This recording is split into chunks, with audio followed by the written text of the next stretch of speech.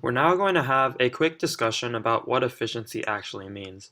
Now we've alluded to this in the last few videos, but essentially when we say that our function has a big O, what do we mean? And what does the variable n mean? Now n describes the size of the input. Now as we said before, if we have a list, n is the number of elements in the list. If we have a number, then n is just the value of the number. If we have a string, then n would be the number of elements, or the size of the string.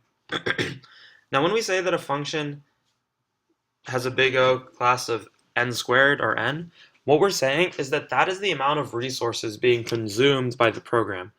The resources can be in time, space, or bandwidth. For the purposes of this course, we're only going to really talk about time because that's what we really care about. Now, when we talk about time, we're not talking about the time in terms of number of seconds. We're talking about the number of actual steps or operations algorithmically that happen.